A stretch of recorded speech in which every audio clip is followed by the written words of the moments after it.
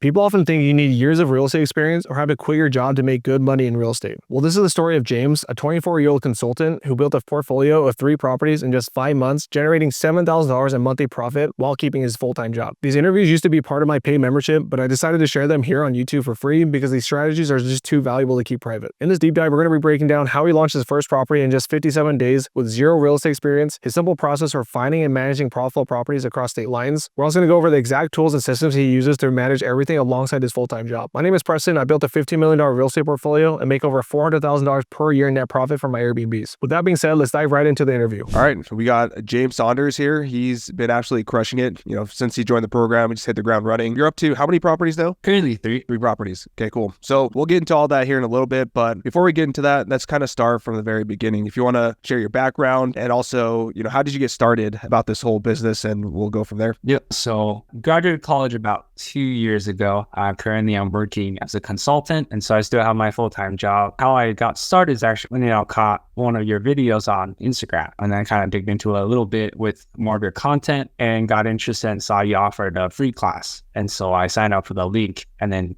got me really interested in the idea. Got it. So it sounds like you're still pretty young, right? You just got out of college. So what kind of sparked your interest in, going to entrepreneurship? Because, a lot of people, including myself, were taught, go to college, get a good job, stay there for 30, 40 years, try to climb up the corporate ladder, and then, basically kind of go the safe route and what we've been taught all grown up. So what was really that catalyst? Have you always had that entrepreneurial spirit, or did it kind of click, at some different point, maybe after college? I think, before college, I've always wanted to do something on my own. Not necessarily just by myself, but I wanted to do something that I can say hey, this is something I've done, this is something I own, instead of just working for someone else. I think I kind of saw college as a learning experience. You get that skill, and it's a really good time to pick up skills, develop relationships and stuff like that. But I've always wanted to kind of branch out and do something my own thing. And my parents, they're both, I guess, similar to yours, they're entrepreneurs too. They had their own business, and that was really helpful to me too. They weren't always, they were pretty busy a lot, but at the same time, that kind of showed me that you could have that flexibility if you had something you want to attend, like a kid's event or something like that. At least you have that flexibility. And right now I have a young one myself too. And so I want to spend as much time as I can with him. And so that's kind of what brought everything together too. It was just that background with, coming from a family with entrepreneurs, but also wanting to spend more time with my family. Got it. So it's funny because, my parents, they were entrepreneurs, but they weren't very successful. They were very much in the weeds of the business. So were your parents kind of hey, you don't be an entrepreneur because you're just going to be spending your entire life basically 24/7 in your business? That's how my parents were. I'm just curious if your parents were the same way, or they're no, you should pursue entrepreneurship because we've been able to have more flexibility, more freedom. I think similar situation. I think my parents, at the very beginning when the business started out, they were really they were there all the time, always working and stuff. I was actually, I think my first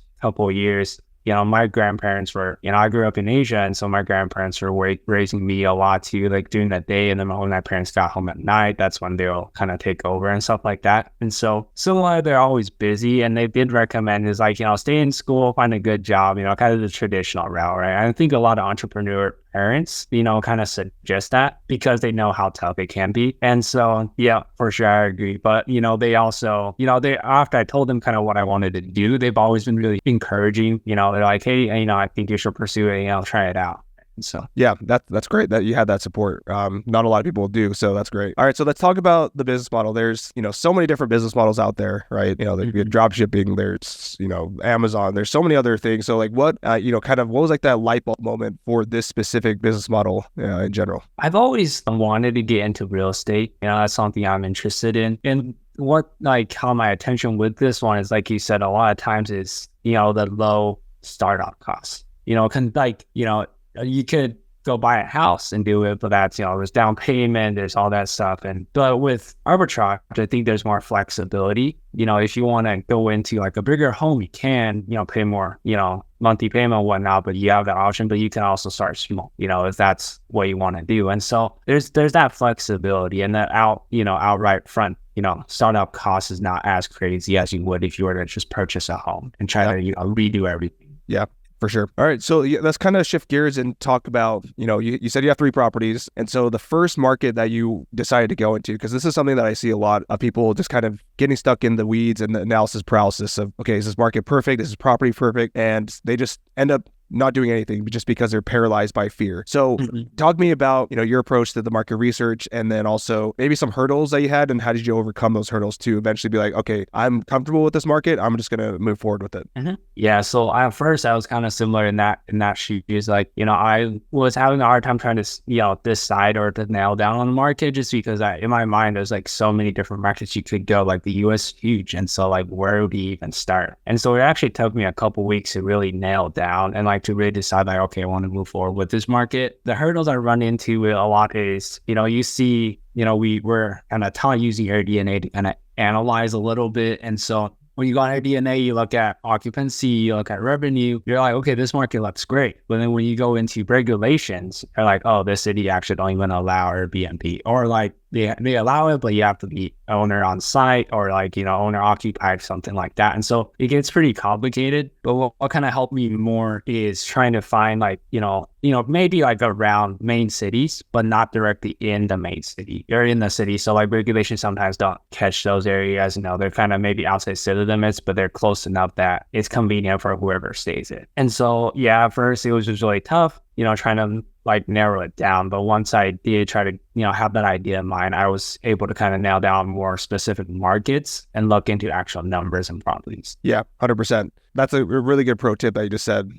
Being in like a near major city, but like if you're just on the outskirts, a lot of times the regulations, aren't as strict in those parts, but you're still maybe 20 to 30 minutes away from the major downtown. So people are still willing to stay there just because it is close. But, you might even have a nicer, bigger house that people traveling there actually prefer. So you can capture that, revenue from that perspective. So that's cool. So let's now talk about, mainly kind of as you're searching for these markets, one of the biggest fears that people have is getting hung up on, getting yelled at by potential landlords that you're calling. Did you have any sort of cold calling experience before, starting this business, or, kind of talk to me about the cold calling aspect and finding these properties? Yeah. So at first, I don't come from a sales background, I'm actually accounting background. So like talking to people, like, I'm okay with it, but it's not definitely not my strong suit. And so, at first I was a little hesitant, but kind of, I just set goals, right? I think that's important. You try to like, okay, like let's make at least 5 calls today, or let's, make 20 calls this week. Something like just having that goal there really pushed me. I'm a more goal driven person. So when I write it down, like, hey, this is exactly what I'm going to do, I tend to do it, instead of like, if I'm just thinking about it, like, oh, I want to make calls, but I never actually make any calls. And so that was a big thing. And cold calling, to be honest, like most people responded way better than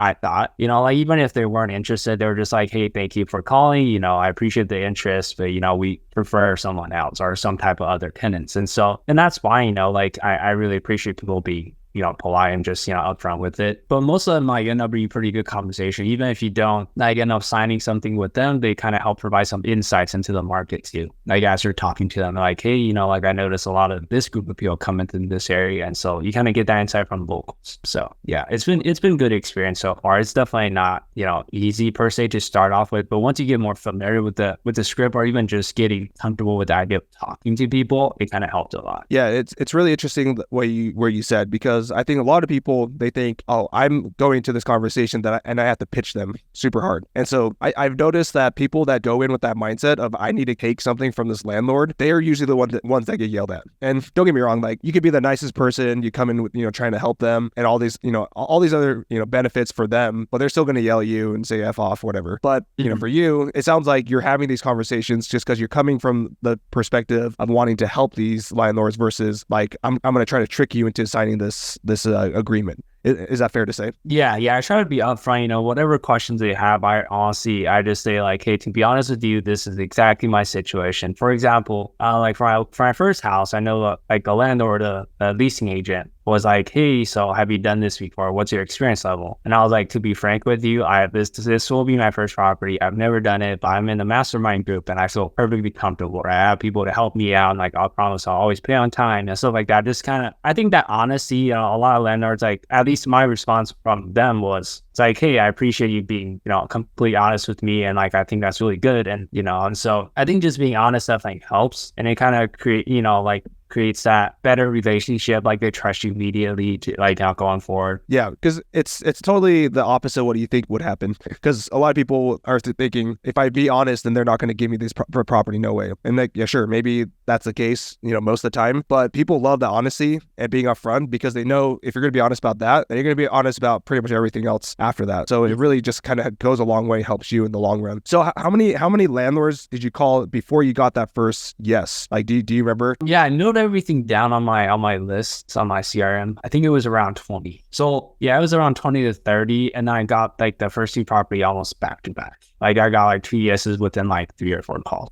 Something like that. Yeah, it took me like I think 150, and I had that sales background, but yeah, I mean, I was definitely caught in my own head when I first started off. But I mean, 20 to 30, that's great. So talk to me. You talked about your set CRM, so let's kind of talk about that. How did you keep track of everything? Because that's something that a lot of people, especially not in sales, they don't really know about. They just kind of blindly call. They don't take any notes. But it sounds like you have the system for everything. So like, talk to me about that CRM and how did that help you kind of track everything? Yeah, I actually used your template that you provided. I think it's really beneficial. I just try to note down when I'm doing research in that area. I just try to note down all the market first and then I call after. So I don't have to call and then research for another 20 minutes and then call. Like I could call back to back to back. And like the reason why I wanted to do that is because I don't want to get in this position where I'm calling the same person twice, because sometimes they get mad the second time. You're like, he already talked to me about this. I've had experience with that before. Not in this particular position, but something before. So I always want to make sure like I know exactly who I talked to, and when I'm on the phone, I note down their particular responses, right? If they say like, hey, I listed at 3-bed, 2-bath, but technically it's actually 4-bed. I'm like, okay, that's a good point, right? I can, it's extra revenue, right, for an extra bedroom. And so I always note those things down, and like I also note down just kind of my general feeling about the property and also the kind of my conversation with the landlords. Like if they felt like, if I felt like it was a good experience or not, like, are they nice? Kind of are they flexible? Kind of note everything down just so when I go back to review, I have that. Because I don't want to, at the end of the day, go back like, oh, I don't even remember who said maybe or who said I could call back. It's all just like kind of blur at the end of the day. So I want to make sure I have those down. Yeah, for sure. So would you say like the first 20-ish calls where you got no's or, maybes or, whatever you had, do you feel like those calls kind of helped you eventually get those yeses? Because you said you got those yeses pretty close to each other. So do you think by that 20th call, you had ramped up, you're comfortable with the pitch, where you're going with, you had the confidence in your voice? Do you feel like those first 20 calls helped you? Or do you feel like, maybe there was like some, it was like perfect, right timing, right situation type of thing? I think it did, honestly. I think it's a combination of both. Like definitely like, being more comfortable with the script, being just comfortable with talking to people like about this topic helped a lot. And also just, I feel like at the same time, it was the right people. Like they were like, my first one was like, hey, yeah, we're,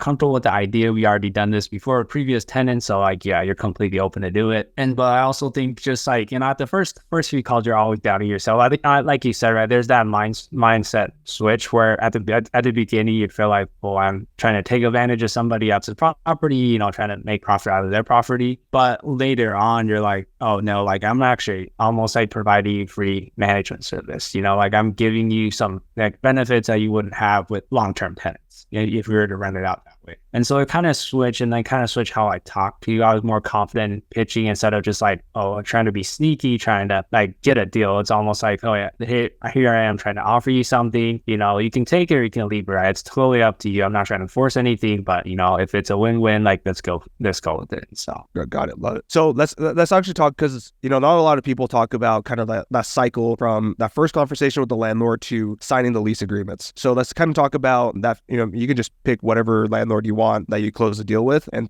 let's kind of walk through from the very beginning to you actually signing the agreements. If you're in person, like how far away from you the property you were, all that stuff. Let's just kind of do a deep dive into that. Yeah, for sure. So I'll pick the second property. The second property was, I was talking to the landlord directly. And at first, I wasn't sure the interest level because I talked to him and, he's an older guy and he was like, that's an interesting business idea. And I've been an entrepreneur my whole life. And so, I don't mind helping another entrepreneur start their journey. Right. And so I was like, that sounds good. But he was like, hey, let me talk to my wife. I'll get back to you. And then I didn't get a call for, I think, a week. And so I was like, oh, it's probably one of those things they either forgot about it or, just they don't think it's going to work. And then a week later, I got a call from him. So I was like, oh, weird. So I picked up. It was like, hey, so I talked to my wife. I'm interested in, learning a little bit more about, what you offer. And so I was like, And for me, like I kind of like to talk to people face to face, even if they're not directly, in front of me. So I was like, hey, let's set up a Zoom call. Like, let's do that so I can see what you look like, you see me, we can have that,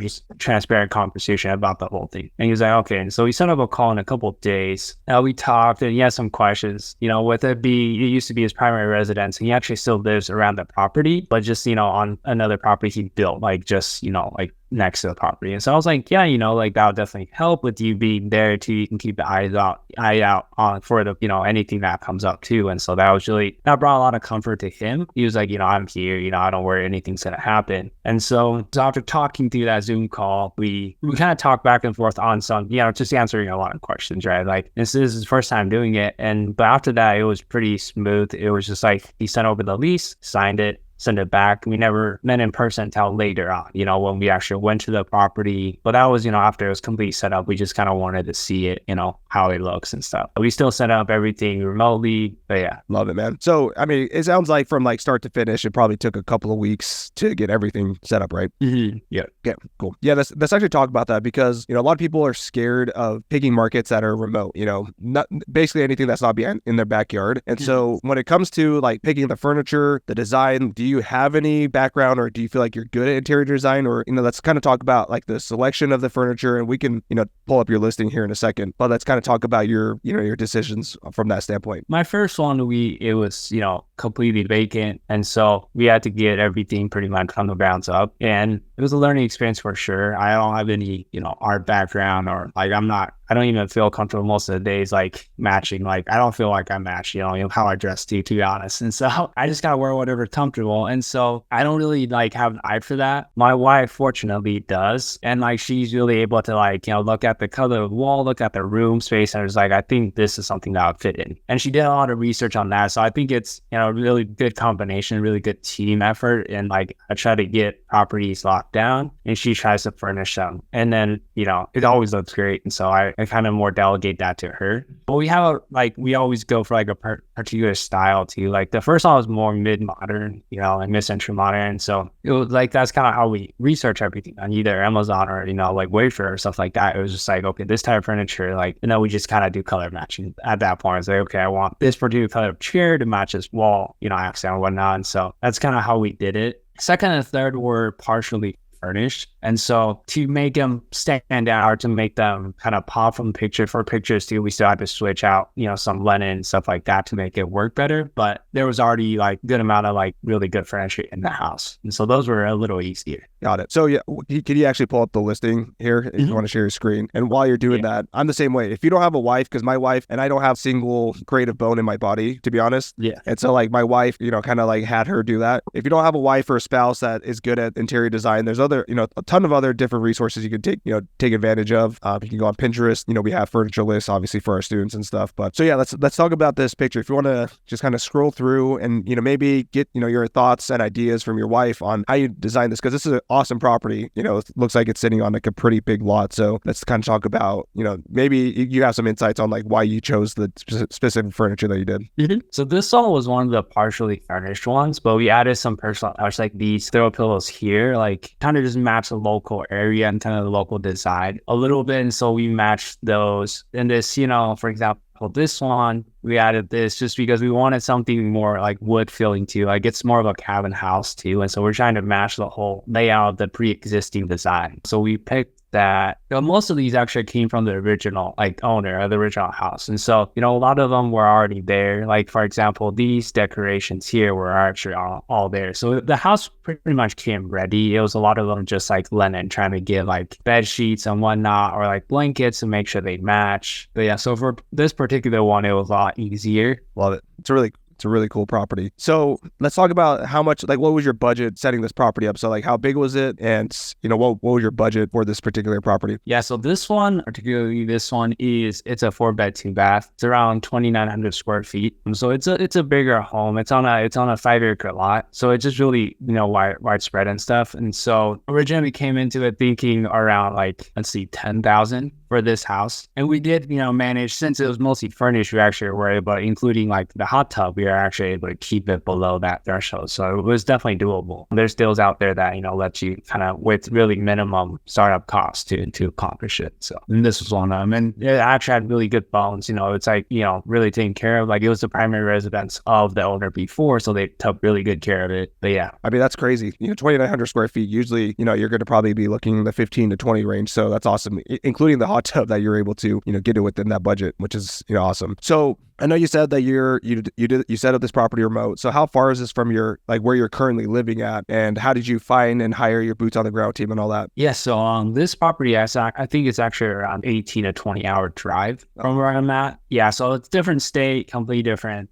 But yeah, the remote was a little scary for me to be honest. I think it is for really anybody, just because you're not there, you're not actually looking at everything that's being done. So it kind of scares you a little bit. So I think having that, really good handyman or setup person, or even just cleaning people, that's really able to communicate, when they're doing things or when they're, updating you. Like I think communication's huge. When you find these teams, especially not being there, right, you kind of rely solely on them when it comes to all the issues and whatnot with the property. So I did found them. So the owner luckily was a contractor. And so he was like, I could, give you a discounted rate. I can do everything you need for you. So just send everything over to the property and I can set up. And but for my other properties, I did do Thumbtack or even just cleaner referrals, right? I always try to find the cleaners first. And then like if they already know someone there that's reliable and that's really good, I always go with that. My first property in particular, I found it through Thumbtack. And I kind of did some interview just like, hey, I want this to be a long-term relationship. I don't want to make sure it's a good fit. I won't be there in person at all. So I rely a lot on you updating me. And so I try to kind of establish that expectation early on. And I felt like that was really helpful. Yeah, super important. You'll be surprised how many great cleaners there are. There's also a lot of bad ones that don't communicate. And so something that I particularly look for, because all my properties I've set up have been 100% remote, is how communicative are they, via text, via calls. And obviously they're not going to be able to answer your calls 100% of the time. But if they're not responding back to your text within at least a few hours, then that person might not be the best fit for you. And I've kind of seen a correlation of how fast they or how fast they reply back to how reliable they are. So that's just kind of like a little tip that I found, launching 7 properties were completely remote. Yeah. And then like you mentioned as well, once you find that really good cleaner, they can refer you to a bunch of different other team members like handyman, different subcontractors like plumbers, electricians, stuff like that. If you need to get to that point too. So yeah. Go ahead, man. No, I completely agree. Like, I think the cleaner definitely is, the communication. That's kind of how I determine who I want to hire most of the time too. It's like I send out a bid, whoever responds quickest, they're already automatically top of my list, right? And like, I know there's some automatic responses, you can spot those, but like I always, with that, I always, still schedule calls to talk to them directly so I know exactly kind of what the situation is. And like when they refer people to you, like they're putting their reputation on the line too, right? So they're not going to refer somebody that's not going to work, or that's gonna, overcharge you, or that's just, slow, right? They always like, it's kind of tied directly to them. So like when they do that, they always try to give you the best option they have. So I appreciate that too. And a lot of people think, well, if they answer quickly, that means they're desperate. They don't have any clients. Well, I used to think that way too, but it's actually, from my experience, it's usually the opposite, where, because like the lazy people, they're going to take days, if not weeks, to respond back because they're just not motivated. But the motivated cleaners, they're going to respond right away. And obviously you should still interview them regardless, but that it is a good indicator that you should put them higher up on your list if they do respond quicker. And that's the saying, David Green, rock stars know rock stars. And these people, they're not going to put their reputation on the line, referring you to someone that's going to be crappy and make them look bad. So that's why I love getting referrals from cleaners, or even any, even if a handyman's awesome, he might know a great cleaner and vice versa. So that's, we can sit there and talk about that all day, but I cannot stress enough how important it is to have a good cleaner, especially if you're remote. I'm sure you can attest to that. Sure. Yeah, 100%. Cool, man. So now let's talk about the operation side, because when I first started this business and I was kind of researching more about it, I was like, there's no way that I could have more than like 2 properties, just because the operation side of it like doesn't make sense to me. This is gonna turn into another full-time job, and I just didn't. That was one of my biggest hesitancies when I first wanted to go into this business model. So what are some of like the tools that you're using? Let's talk about like your guest management, your pricing tools, and just overall, how do you? I mean, this property right here, you have close to 5 stars 4-star, 5-star across the board. So like, let's talk about how do you run your operations, and we can just kind of break it down by, the tools and how you're able to make it an overall great experience for your guests. For sure. Yeah, for pricing, that we can start with that. For pricing, use Price Labs. I think it's really good too because it, based on local events or, local, it kind of just determines high demand days. And so, once you kind of get it set up, like based on like, minimum stay, or like percentage increase or decrease per day, by the day and stuff. I think it really, like after that, it's really just going in there every once in a while to kind of, play with it a little bit to see if you can kind of increase or decrease bookings that way. But yeah, it's just like after it's all set up, it's really just optimizing it. So it's relatively easy to use. I think it's been really beneficial. If I were to come out and just put, my estimation of price or whatnot on there, I'm sure I'm not going to get as many bookings as I with this property particularly, and just any properties really. But with guest service and just customer service, I rely a lot on Guesty. That's the one I personally use, property management, and I love their automatic messages. A lot of times, like I'm pretty good at kind of catching messages coming in and out, but like definitely Guesty having that ability, especially when someone instantly books or when somebody, kind of asks questions here and there, like they're able to respond real, like instantly, right? Like instead of like you having to check your phone constantly, like, oh, what if I missed something? Like, and once you put the template in, it just saves so much time. You don't have to copy and paste from a previous message, or you don't have to actually go in and type it up. Like everything's automatic, and it just kind of makes managing everything easier. Especially like with me currently doing like Airbnb and Verbal, like both, listing out on both, like it just kind of consolidates everything. So you see like the whole, like the consolidated calendar view, like you see cleaners, like whatnot, like you connect to cleaners on that too. Like when you send them calendar links, it just kind of makes your life so much easier. Yeah, for sure. And it sounds like you're still self-managing your own properties right now. Yeah. So how many hours per week, because I know you work a full-time job, and so how many hours per week would you say you're actually spending managing your 3 properties right now? Yeah, I mean, right after everything's fully set up with automation tools and stuff, honestly, like I would say 5-6 hours a week. It's really not that time consuming. Like everything's almost automated. Like you're just going in and like touch up things here and there, but everything is pretty much already done. Yeah. I mean, it's crazy because people just like don't believe that. Like I have virtual assistants that kind of manage my portfolio now. So it takes me 30 minutes to an hour, like, at most. But, even with someone with 3 properties that's kind of doing the management by themselves, you're still only spending a few hours per week, which is crazy. And people, don't really understand that, but that's really the power of having the software and all the automations and tools in place to be able to get to that point. So let's kind of switch gears. I know you have the accounting background. So you want to talk about, your current monthly revenue. And if you have a spreadsheet, we can kind of walk through the numbers from that standpoint too. Yeah, this is just actually pretty simple. I didn't really, anything complicated or anything, but this is actually about, on the property that I just showed you. This is for February. This is the actual numbers, what I put in. So revenue, these are, Airbnb or Verbal bookings. The rent, it's, flat $4,000. That's including utilities. And cleaning, my cleaners, or this particular property, like to do everything month end. So I just keep track throughout the month and then just kind of pay them all at once. But yeah, for example, in February, this one, I made the profit was, 2,300 around there. And like February it was an okay month. It wasn't the slowest, but it also wasn't the quickest. So it's kind of just in the middle on average. And this is just for that one property, right? Yeah, this is just that one. Yeah, I kind of created a simple, just like for this property here. Love it, man. So, I mean, you said like the slower month, you're still making $2,300, per month. So once we kind of get to like the busy season and kind of annualize out throughout the year, what are you looking at? What are you projecting as far as profit goes for this property?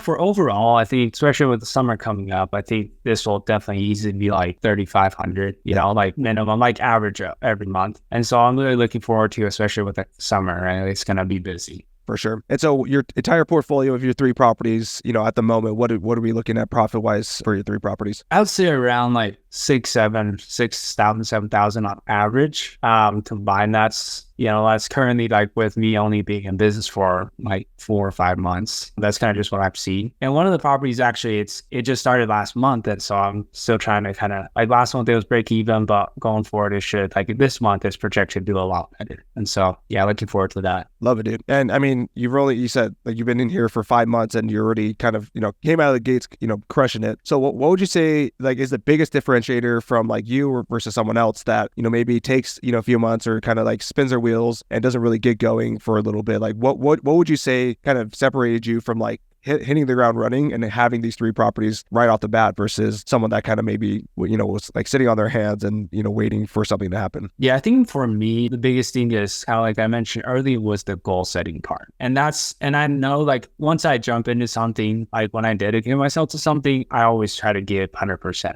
if not more, right? And so that was my mindset too. I'm like, okay, I joined this course. I've done, looked through all the videos and stuff in the course. And so I'm like, okay, I'm ready to go. Actually, and a part of your free training, you mentioned, everything you could find might be have a first property within 90 days. That's one of the big things you talk about a lot. For me, I was like, okay, I know this is kind of the average time frame. I want to set a personal goal to do it within 60. And that was just for me. And the first couple of weeks, I was slow with the whole market identification, all that stuff, trying to find the one that fit. But actually, I was keeping track. I actually did go live, I think, 57 days in from signing up. And that was 2-3 weeks of LLC, setting it up, waiting, and then actually identifying market. And so it was actually relatively quick. And so I'll definitely say the goal setting was big. Like I said earlier, if I didn't set those goals, I would have kind of just maybe a lot of people, right? They come join, they get excited with the whole thing, but once they join, they're like, oh, there's more work than I thought. And so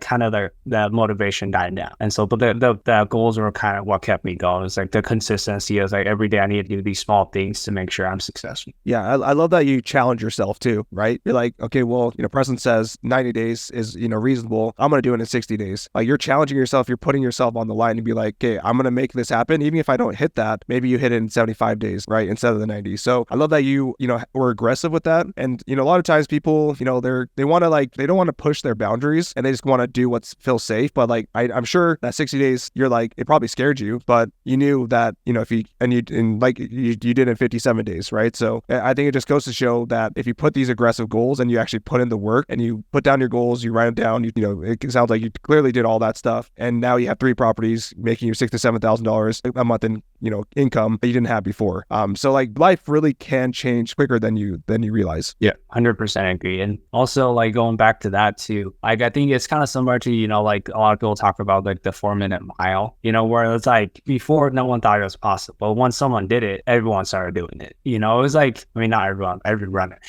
started doing it. And so it was just one of those things where I know there's 90, but I'm okay, 60. And then I was able to do it. And so I'm okay, that's completely possible. It's easy to go find the next one and then the next one after. And so with my first 2 properties, it was kind of back to back. And then I was it was around Thanksgiving, Christmas time. So I was oh, I'm going to kind of take a break a little bit. And so I started looking for my 3rd property around January. And then, beginning or mid-January, and I actually went live end of January. So it was within 30 days, we were able to identify a place called send release, set everything up, and then go live. And so it was once you know once you know it's possible, and once you get comfortable with the whole process, it just makes it so much easier. Yeah, and it sounds like you kind of started stacking your wins too. Once you got that first yes from the landlord, you got your second yes, and then you started to compound those wins into the momentum that, eventually got to where you're at today. And I remember, Sam and some of the other coaches, were like, hey, James is live on another one. I'm like, wait, are you sure? He just went live on one last month. And so I thought that it was, maybe there's a different James in the group, but and I saw him nope, James on his 3rd property in 3 months. So it's really crazy how fast you can stack those wins once you have that momentum going on your side. For sure. Cool, man. So what are some of your goals? I know you're big on goals for the end of this year in terms of properties, profit, where do you want to be at with your portfolio? Yeah, so at the beginning of the year, I had 2. And so my goal was to add